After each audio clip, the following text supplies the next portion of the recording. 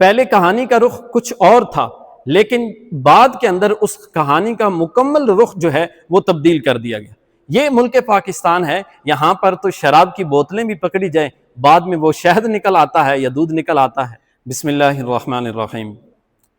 ہم نے 2 سے 3 دن پہلے ایک بلوچستان واقعہ کے اوپر ویڈیو بنائی تھی، اور وہ بلوچستان کے اندر جو واقعہ پیش آیا، جس کے اندر ایک لڑکی اور ایک لڑکے کو غیرت کے نام کے اوپر قتل کیا گیا۔ جب وہ واقعہ، وہ ویڈیو ہمارے سامنے آئی تو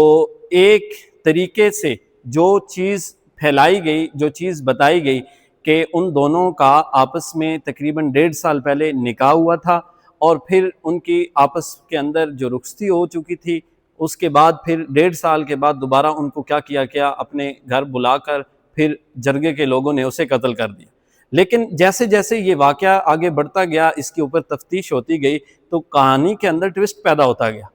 کہ کسی اور طریقے کے ساتھ پھر اس کو بیان کیا گیا۔ پہلے کہانی کا رخ کچھ اور تھا، لیکن بعد کے اندر اس کہانی کا مکمل رخ جو ہے وہ تبدیل کر دیا گیا۔ سب سے پہلے پتہ چلا کہ یہ جو ویڈیو آپ کے سامنے وائرل ہوئی ہے، یہ تقریباً 35 یعنی عید سے پہلے کی ویڈیو، اور بعد میں اس کو کیا کیا گیا، سوشل میڈیا پر اس کو پھیلایا گیا۔ اب یہ نہیں پتا کہ اس ویڈیو کو اپلوڈ کیوں کیا گیا، کیوں لوگوں کے سامنے اس کو نشر کیا گیا، یا یہ بھی ہو سکتا ہے کہ اس وجہ سے وہاں پر اس ویڈیو کو پھیلایا گیا تاکہ اس علاقے کے لوگوں کے اوپر تھوڑا سا خوف و ہراس جو ہے وہ پھیل جائے۔ پھر اس کہانی کے اندر ایک یہ بھی بات تھی کہ وہ دونوں شادی شدہ تھے، یعنی لڑکی کی عمر تقریباً 35 سال کے قریب تھی، اور جو لڑکا جس کو قتل کیا گیا اس کی عمر 50 سال کے قریب تھی، اور وہ پہلے ہی دونوں شادی شدہ تھے، اور شادی شدہ ہونے کے بعد ان دونوں کے تقریباً 4 سے 5 بچے بھی تھے،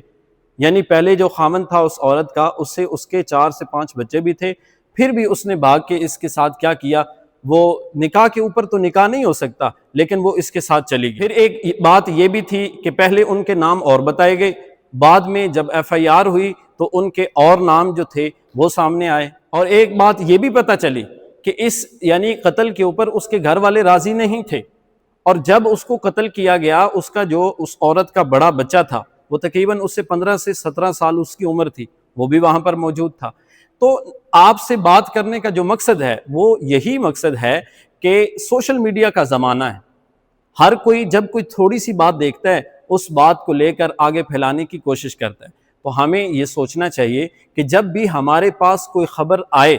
اور اس خبر کی اچھی طرح تحقیق کر لینی چاہیے کہ کیا گویا جو ہمارے پاس خبر آ رہی ہے کیا یہ حقیقت پر مبنی ہے بھی صحیح یا نہیں ہے۔ اکثر ہمارے لوگ سوشل میڈیا پر تو بیٹھے ہوتے ہیں، لیکن کوئی اپنے پاس سے کوئی ایک بات آتی ہے اس کے پاس سوشل میڈیا کے اوپر، وہ اس کو شیئر کر دیتا ہے۔ اب بعض اوقات ایسے ہوتا ہے کہ آقا علیہ الصلوۃ والسلام کی طرف کوئی ایسی بات منسوب کر دی جاتی ہے، اس کے نیچے احادیث لکھ کر کہہ دیا جاتا ہے کہ یہ احادیث ہے جو بات ہم شیئر کر رہے ہیں، حالانکہ حقیقت کے اندر احادیث کا منبع جو ہے، احادیث کی جو کتب ہیں ان کے اندر وہ روایت موجود نہیں ہوتی۔ تو آقا علیہ الصلوۃ والسلام کا فرمان بھی ہے کہ جس شخص نے جان بوجھ کر میرے اوپر جھوٹ باندھا اس کا ٹھکانہ جہنم ہے۔ تو ہمیں چاہیے کہ اس دور کے اندر، اس پرفتن دور کے اندر، جب بھی کوئی خبر ہمارے پاس پہنچے تو سب سے پہلے اس کی خوب تحقیق کر لیں۔ اب آپ اسی واقعہ کو دیکھ لیں کہ شروع کے اندر واقعہ کی ایک نوعیت اور تھی، اور طریقے کے تھا،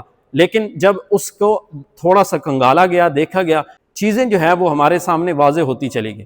ہم یہ نہیں کہتے کہ جہاں وہ واقعہ جو پیش آیا وہ شادی شدہ تھے یا شادی شدہ نہیں تھے، لیکن جو انہوں نے طریقہ اختیار کیا کہ ایک انسانیت کو قتل کیا، تو ایک انسانیت کا قتل جو ہے یہ پوری کی پوری انسانیت کا قتل ہے۔ ہمارے ادارے ہیں، ہماری عدالتیں ہیں، تو آپ ان کی طرف رجوع کریں، وہ جو فیصلہ کریں وہ بہتر ہوتا ہے۔ اس کی بنسبت اگر فرد واحد یا کچھ علاقے کے لوگ اپنی طرف سے کوئی ایک جو ہے وہ اس طرح کا کام سر انجام دیں کہ جو معاشرے کے لیے بدامنی کا سبب بنے، کل کوئی اٹھے گا وہ کسی دوسرے کو قتل کر دے گا، تو اس لیے ہمیں یہ چاہیے کہ اپنے معاشرے کے اندر بدامنی نہیں پھیلانی، امن پھیلانے کے لیے، امن کو برقرار رکھنے کے لیے ہمارے ادارے ہیں ان کے ساتھ رجوع کریں، عدالتیں ہیں ان کی طرف رجوع کریں، اور اس کے ساتھ جو کوئی خبر آئے اس کی خوب تحقیق کر لیں، تاکہ کہیں جھوٹی خبر جو ہے ہم لوگوں کے سامنے جو ہے وہ بیان نہ کریں۔